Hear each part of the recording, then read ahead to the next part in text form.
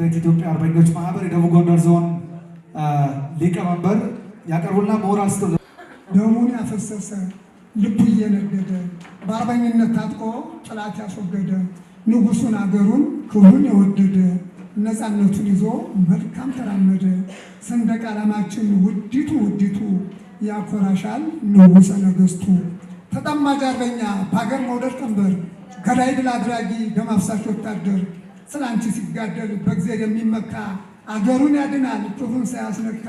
ሰንደቅ ዓላማችን ውዲቱ ያኮራሻል ንጉሠ ነገሥቱ በማለት በእልልታ ሰንደቅ ዓላማዋ ተውለበለበች፣ ደመቀች።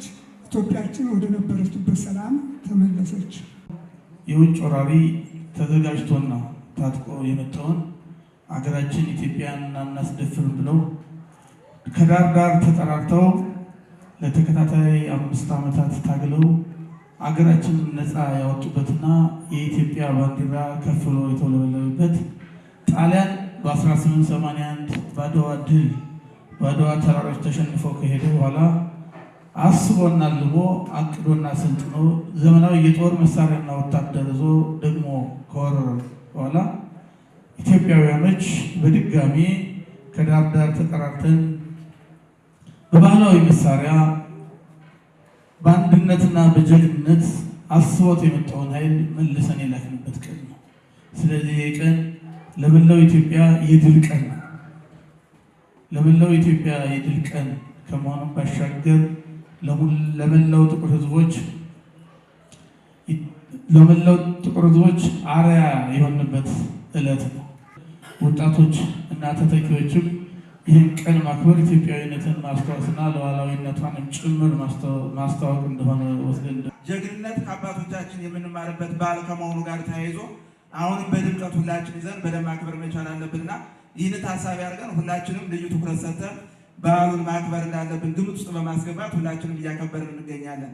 በተለይ ይህንን በዓል ስናከብር ጣሊያን በ1888 ዓ.ም ከፍተኛ የሆነ ሽንፈት ደርሶበት ወደ መጣበት ተመልሶ እንደሄደ ታሪክ ይመሰክራል። ያው መላ ኢትዮጵያና የዓለም ሕዝቦችም ይህንን ምስክርነት ይሰጣሉ። በእውነትም በተግባርም የተረጋገጠ ምስክርነት ነው።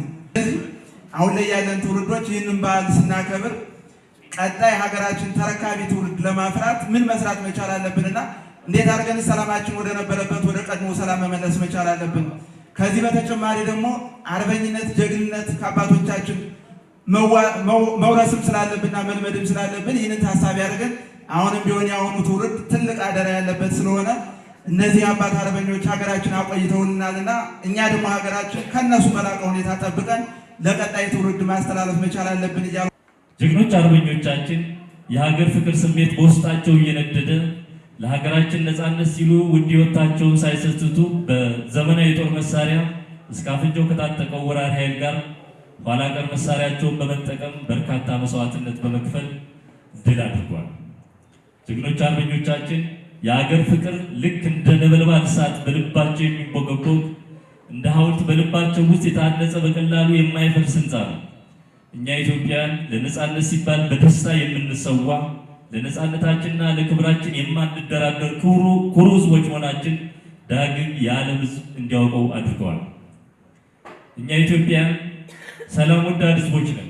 የሌሎቹን ሀገር ግዛቶች በመውረድ የማንታወቅ ነገር ግን ሲደርሱብን ደግሞ ሀገራችን ለመከላከል በፍጹም ጀግንነትና ቆራጥነት የምንዋጋ በፍጹም የባንዳነት ቀንበርን መሸከም የማንችል መሆናችን በዚህም የዓለም ሕዝቦች የሚያውቁን ለነፃነታችን ስንዋጋ መኖራችን። ዛሬ ላይ የምናስባቸው አባቶቻችን ህዝባዊ ጦር ነው። በዘር በሃይማኖት በቀለም አልተለያዩም። ይህንን አስበን ወደኋላ ታሪክን አንብበን ከአርበኞች ተምረን በዘር በቀለም በሃይማኖት ሳንለያይ አንድ ሆነን ስለ ሀገራችን ብናስብ የሀገራችን አንድምታ ወይም ደግሞ የሀገራችን ፍቅር ሊጎላ ይችላል ብዬ አስባለሁ።